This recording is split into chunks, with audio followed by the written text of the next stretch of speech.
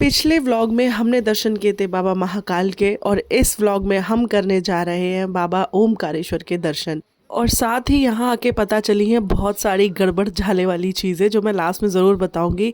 तो शुरू करते हैं आज की यात्रा को।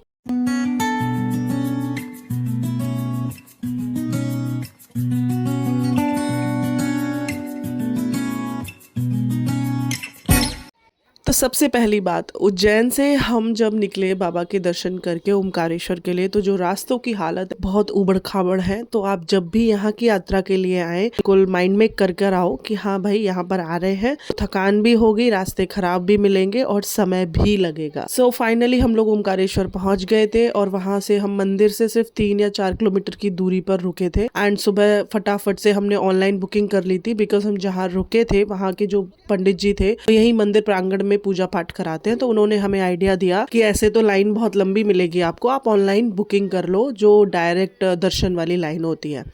तो हमने वो बुकिंग कर ली थी और हम यहाँ से इधर आ गए हैं। अब मैं बताती हूँ दूसरी बात। अब जैसे ही यहाँ पर आओगे, रास्ते में पुलिस वाले आपको रोक लेंगे कि ये रास्ता बंद है, और आगे आप जाओगे तो वहां पर आपको बहुत सारे मतलब आते जाते लोग बताएंगे कि हम बुकिंग करा लो हमसे, हम बोट में ले जाएंगे और आपको डायरेक्ट दर्शन करा देंगे। बहुत सारी चीजें ऐसी हैं। ऑल्दो ऐसा नहीं कि वो लोग आपको लूट रहे हैं या चीजें, बट यहाँ पर मोनोपोली है और चीजें ऑलरेडी फिक्स्ड हैं। तो आपको उन चीजों में फॉल नहीं करना है अनलेस अनटिल आप खुद से ना चाहो कि हाँ मुझे डायरेक्ट दर्शन करने हैं बोट के द्वारा। तो आते हुए हमने फाइनली डिसाइड कर लिया था कि हम बोट के थ्रू ही जाएंगे मंदिर के लिए दर्शन करने, क्योंकि पैदल चल पाना हम में से किसी की तथा में नहीं था। तो हमने बुकिंग करा ली थी। अब बोट के थ्रू क्या था कि हमें अंदर रिवर में भी थोड़ा सा एक टूर काइंड ऑफ मिल जाएगा, जिसमें हम नदी के अंदर भी घूम पाएंगे और डायरेक्ट मंदिर के उस तरफ जा पाएंगे। अदरवाइज अगर आप डायरेक्ट आते हो तो वो जो पीछे ब्रिज दिख रहा है वहां से आपको पैदल चल के आना होता है, जो कि काफी लंबी यात्रा बन जाती है। अगर आप पैदल नहीं चलना चाहते हो, आपके हाथ पैरों में उतनी जान नहीं है और फिर भी आप बाबा के दर्शन करना चाहते हो, तो बाबा ने दूसरा रास्ता आपके लिए छोड़ा हुआ है। नर्मदा के थ्रू आप उस तरफ जा सकते हो। तो ये जो नाव वाला रास्ता है ना, ये बहुत खूबसूरत है। जब आप नाव लेने के लिए इस तरफ आते हो तो जो पूरा कॉरिडोर काइंड ऑफ है, वहां पर एक खूबसूरत सी मार्केट लगती है जहाँ पर पूजा पाठ की चीजें, प्रसाद में ले जाने के लिए चीजें, बहुत ही प्यारे प्यारे नर्मदेश्वर मिलते हैं। जब भी आप यहाँ से वापसी में जाओ ना, तो प्रसाद के लिए बहुत सारी चीजें ले सकते हो। एंड फाइनली हमारा नंबर आ चुका था और हम अपनी नाव में आके बैठ गए हैं। नाव जो शेक होती है ना, उससे बड़ा डर लगता है, तो हम बड़े ही डर डर के बैठ गए थे नाव में। सो हार्डली 7 से 8 मिनट में हम मंदिर की तरफ पहुंच गए थे। और इन बिटवीन हाँ, मेरे को एक बहुत इंटरेस्टिंग बात पता चली कि इस जगह को ओमकारेश्वर क्यों कहते हैं। क्योंकि अगर आप इसका एरियल व्यू देखोगे तो ये ओम के आकार में है ये जगह पूरी। इसका परिक्रमा भी लगाते हैं लोग। ये चीज मुझे नहीं पता थी, ये मुझे वहां जाके पता चली, जो काफी इंटरेस्टिंग है। एंड देन मैंने गूगल भी किया तो इसका जो एरियल व्यू है वो ओम के शेप में है। तो इस जगह को इसलिए ओमकारेश्वर भी कहते हैं। एंड नर्मदा नदी के किनारे है तो इन्हें यहाँ पर नर्मदेश्वर बाबा भी कहते हैं। एंड जो माँ नर्मदा है वो शिव जी की बेटी है। ये चीज भी मुझे पहली बार पता चली थी। तो अब हम डायरेक्टली वहां पहुंच चुके हैं जहां से लाइन शुरू होती है। हालांकि भीड़ नहीं है तो लाइन तो नहीं लगी है। जब आप यहाँ आते हो तो आपको 2 काउंटर दिखेंगे। पहला काउंटर है जहां पर आपको अपने चरण पादुकाएं हैं यानी कि शूज एंड स्लीपर्स जमा करनी है। एंड उसके जस्ट बगल में जो काउंटर है वहां पर ऑनलाइन बुकिंग होती है। तो अगर भीड़ नहीं है और सीट्स बची हुई है या दर्शन चल रहे हैं तो आप ऑनलाइन बुकिंग यहाँ से भी कर सकते हो, अगर आप अपने आप से नहीं कर पा रहे हो। तो शूज वगैरह हमने अपने जमा कर दिए हैं और अब यहाँ से हम पैदल दर्शन के लिए आगे बढ़ेंगे। तो ये जो छोटा सा पैदल का रास्ता है ना, ये बहुत खूबसूरत है। बहुत ही खूबसूरत फूलों की मालाएं, श्रृंगार, चुनरी, चूड़ियाँ, बहुत सारी चीजें यहाँ मिल रही हैं, क्योंकि माँ पार्वती पे वो चीजें लोग समर्पित करते हैं। एंड ऊपर पहुंच के माँ नर्मदा का जो व्यू है वो तो अद्भुत है। तो चलिए इस दृश्य का आनंद लेते हैं।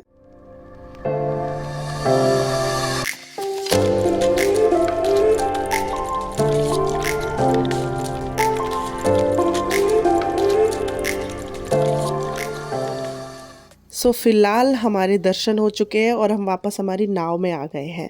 दर्शन हमें बेहद खूबसूरत हुए। माँ पार्वती का जो दृश्य था, ओहो, बहुत ही आनंदमयी था। एंड दर्शन हमें बड़े सुकून से हुए। भीड़ थोड़ी ज़्यादा थी, धक्का मुक्की थी, तो हमने अपने फ़ोन नहीं निकाले। एंड इसके बाद अब हम आ चुके हैं वापस। तो अब हम इस नदी का, यानी कि माँ नर्मदा का थोड़ा सा परिक्रमा करेंगे, उनको भी थोड़ा सा इंजॉय कर लेंगे। तो नाव वालों ने अपना एक डेस्टिनेशन बना रखा है, वहां से जाके वापस आते हैं। तो यहाँ पर एक डैम भी है, आई थिंक उसको नर्मदा डैम बोलते हैं अगर मैं गलत नहीं हूँ तो रास्ते में छोटी छोटी सी चीजें थी जो हमें नाव वाले भैया ने बताई कि जैसे जो लोग परिक्रमा करते हैं उनके लिए यहाँ पर रास्ता बना है, तो वो ट्रैकिंग करते हैं एक तरीके से।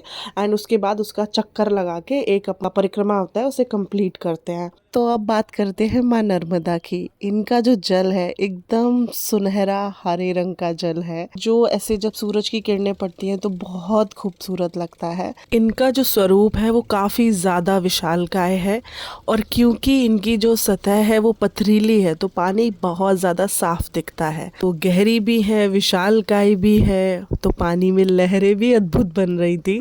एंड जो हमारी नाव थी वो बीच बीच में शेक भी कर रही थी, तो हमें थोड़ा सा डर भी लग रहा था। हालांकि बहुत ही अच्छे से हमने इंजॉय किया इस पूरी यात्रा को। और ये जो कतार में नाव लगी थी ना, ये बेहद खूबसूरत लग रही थी क्योंकि इनके ऊपर रंग बिरंगी पन्नियां लगी हुई थी जो बहुत अच्छी वाइब दे रही थी बस। तो फाइनली हम लोग वापस उसी जगह पे आ चुके थे जहाँ से हमने अपनी यात्रा शुरू की थी। एंड जस्ट जहाँ पर हमारी नाव रुकी थी वहाँ पे ये खूबसूरत बाबा की पेंटिंग बनी हुई थी। एंड वापस आके हमने यहाँ से थोड़ी बहुत शॉपिंग की, प्रसाद के लिए छोटी मोटी सी चीजें खरीदी, और इसके बाद हम पहुंच गए थे हमारे नेक्स्ट मंदिर पे, जिनका नाम है ममलेश्वर धाम और ममलेश्वर मंदिर। तो मान्यता है कि जो लोग ओमकारेश्वर आते हैं उनकी यात्रा को सफल तभी माना जाता है जब वो इस मंदिर में आके यहाँ पर बाबा के दर्शन करते हैं। और यहाँ के इस मंदिर को भी 12 ज्योतिर्लिंगों में शामिल किया जाता है, जो कि ओमकारेश्वर बाबा के दर्शन के साथ में संपूर्ण होता है। अगर बात की जाए मान्यताओं की, तो माना जाता है कि ये जो मंदिर है ये पांडवों के टाइम से यहाँ पर स्थापित है। मंदिर बहुत ज्यादा खूबसूरत है। मंदिर के जो प्रांगण है पूरा, वहाँ की एनर्जी एंड वाइब काफी अच्छी है। छोटे छोटे से ये यहाँ पर मठ जैसे भी बने हुए हैं। एंड यूनिक थिंग इज कि इन सभी मठों में भी शिवलिंग ही स्थापित है। सो मुझे ऐसा लगता है कि यहाँ पर जो लोग पूजा करते होंगे वो अपनी अपनी इंडिविजुअल इन मठों में पूजा करते होंगे। तो हमने बहुत ही आराम से दर्शन किए, अपनी पूजा को संपूर्ण किया यहाँ पर। एंड सबसे अच्छी चीज यहाँ पर ये भी है कि आप यहाँ पर आराम से पूजा कर सकते हो, यानी कि आप बाबा को अपने हाथों से फूल, माला, बेलपत्र, जल इत्यादि आप यहाँ पर उनको अर्पित कर सकते हो और उन्हें स्पर्श कर सकते हो। तो अब हमारी दोनों ज्योतिर्लिंगों की यात्रा संपूर्ण हो गई है और अब हम जा रहे हैं इंदौर की तरफ, क्योंकि यहाँ के सराफा मार्केट की हाइप देखनी तो बनती है। सो बिना किसी देरी के लेट्स गो।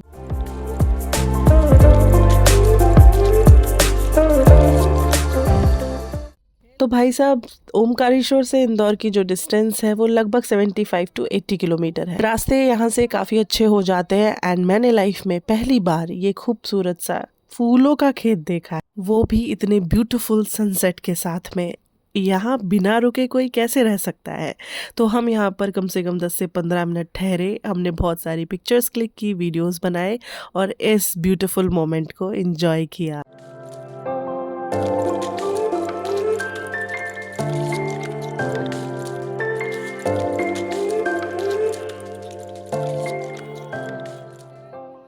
सो फाइनली हम पहुंच चुके थे इंदौर। 3.5 से 4 घंटे में हम रुकते रुकाते आराम से इंदौर पहुंच गए थे।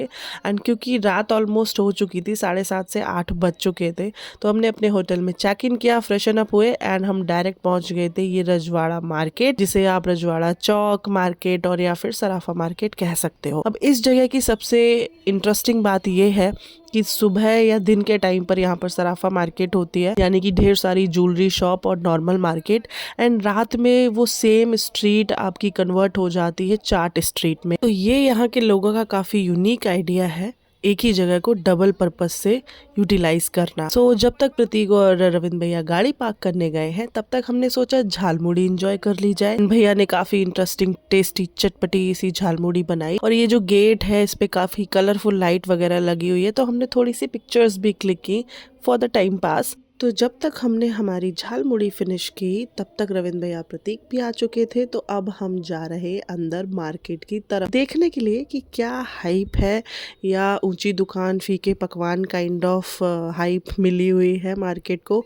तो इनिशियली तो हमें वैसा ही लगा, बट जैसे जैसे हम अंदर गए हमारे डाउट्स क्लियर होते चले गए और डेफिनेटली आपके भी हो जाएंगे।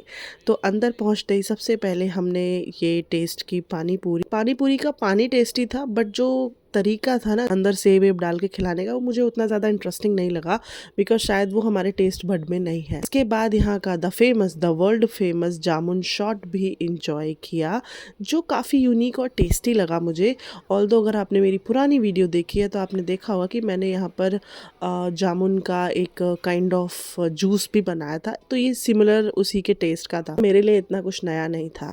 नया था ये जो नारियल उछाल उछाल के नारियल शेक काइंड ऑफ चीज बना रहे थे। एंड इसके बाद हमने थोड़े से छोले कुलचे खाए, पाव भाजी खाई, राइस भी खाया, यानी कि जो भी चीज़ें हमें चाहिए थी वो हमने खा ली। टेस्ट बहुत ही बेसिक लगा मुझे, अगर मेरी ऑनेस्टी के साथ में कोई रिव्यू ले, टेस्ट बहुत ही बेसिक है। ऐसा नहीं था कि कुछ वाव काइंड ऑफ था। हाँ, कुछ चीज़ें यूनिक थी, जैसे कि ये शॉप, यहाँ पर मारवाड़ी बेर और आपका सूखे बेर और इमली इस तरीके के चूरन मिला के सब कुछ मिल रहा था। इसके बाद हमने चाट खाई, और जो इंदौर में काफ़ी ज़्यादा फेमस है वो है यहाँ की रबड़ी, जलेबी, जलेबा बड़ी सी, और एक मिठाई होती है मालपुआ आई थिंक उसे बोलते हैं। ये शॉप पर वो सारी चीज़ें मिल रही थी। मुझे इतना ज़्यादा मीठा पसंद नहीं है, तो मेरे पिताजी ने मीठा छक के खाया यहाँ पे, क्योंकि वो मीठे के कीड़े। दिखाऊंगी आगे क्या क्या खाया है, बट उससे पहले मुझे दिख गई थी ये कुल्फी वाली शॉप। ये यहाँ की फेमस कुल्फी शॉप है, जहाँ पर कुल्फी के अलावा बाकी सब मिलता है, यानी कि स्टारडम, फोटो खिंचाओ, बातें करो, अपना कंटेंट बनाओ। बिकॉज यहाँ पे जो दो नमूने हैं ना वो बहुत ही अतरंगी है, वो बहुत सारा गोल्ड वोल्ड पहन के रखते हैं। कुल्फी यहाँ की 600-700 रुपए की है, बट उसमें ऐसा कुछ भी खास नहीं है कि आप उस कुल्फी के लिए 100-700 रुपए दो। तो मुझे ये हाइप बिल्कुल 0% लगी। हालांकि यहाँ पे मार्केट में भीड़ बहुत ज़्यादा है। एंड अब बात करते हैं मीठा क्या क्या खाया। तो ये सबसे पहले था मालपुआ, और इसके बाद रबड़ी भी खाई थी पिताजी लोगों ने, एंड इसी के साथ में जलेबी भी खाई थी रबड़ी की। एंड ये खूबसूरत सी कलरफुल फिरंगियाँ भी दिखी मुझे यहाँ पर। सो मार्केट बहुत ही बेसिक लगा मुझे, क्योंकि कह सकते हो मैं फूडी नहीं हूँ, तो मुझे इतना ज़्यादा इंटरेस्टिंग मार्केट नहीं लगा। नेक्स्ट डे अब हम निकलने वाले थे यहाँ से हमारे घर के लिए। तो ये माखन भोग करके एक स्वीट शॉप है, जहाँ पर हम ब्रेकफास्ट के लिए रुके थे। काफ़ी अच्छी शॉप थी, सब कुछ बहुत ही फ्रेश बन रहा था। तो हमने ऑर्डर किए थे समोसे, ढोकले, पोहा, चाय और सम ब्रेड पकौड़ा भी। चाय बहुत ज़्यादा टेस्टी थी, एंड हमने सारी चीज़ें ऐसे कंट्रीब्यूट करके खाई थी, सो दैट कि हमें सारी चीज़ों के टेस्ट मिल जाएं। एंड साथ में मुझे दिखा ये काफ़ी interesting 4 wheeler kind of auto, काफ़ी अच्छा इन्होंने इसको कन्वर्ट किया था, इंटरेस्टिंग लगा मुझे देखकर। एंड एक चाय में कुछ नहीं होता हमारा, तो हमने 2 चाय ली। अब ब्रेकफास्ट तो हो चुका था, लेकिन चाय से मन अभी भी नहीं भरा था, तो हमने एक और चाय ली और चेयर्स किया और एंजॉय किया उस गर्मा गर्म चाय को। वापसी की तरफ जाते हुए तो जैसे ही हम एग्जिट यानी कि इंदौर को छोड़ रहे थे, वहां पर हमें दिखी ये केबल कार। ये कहाँ जा रही थी, कहाँ से आ रही थी मुझे नहीं पता, बट अच्छी बहुत लग रही थी, क्यूट सी सड़क के बीच से निकलती हुई। अगर आपको पता है कि किस वे में जाती है तो कॉमेंट करके जरूर बताइएगा। अब रास्ते खूबसूरत भी है और लंबे भी। हालांकि जो ये पूरा रूट है, यहाँ का लैंडस्केप बहुत ज़्यादा खूबसूरत है। रास्तों में ये जो पवन चक्कियाँ हैं, इनसे भी बहुत ही अच्छी वाइब मिलती हुई, यानी कि एक लॉन्ग ड्राइव का भरपूर मजा लिया हमने। अब अगर सफ़र लंबा है ना तो बीच में ब्रेक लेना बनता है, और ऐसे रुकते रुकाते जर्नी को एंजॉय करते हुए आगे जब बढ़ते हैं ना तो बिल्कुल थकान महसूस नहीं होती। तो 4 से 5 घंटे ड्राइव करते करते भाई साहब को हो चुके थे, तो हमने डिसाइड किया कि अब हमें लंच कर लेना चाहिए। एक प्रॉपर्टी थी ग्रीन माउंटेन पार्क करके, जो कि गुना से लगभग 20 किलोमीटर पहले ही पड़ जाता है। काफी इंटरेस्टिंग प्रॉपर्टी लगी। एक फाइन डाइन है, बैक साइड पर यहाँ पर वाटर पार्क भी है, उससे भी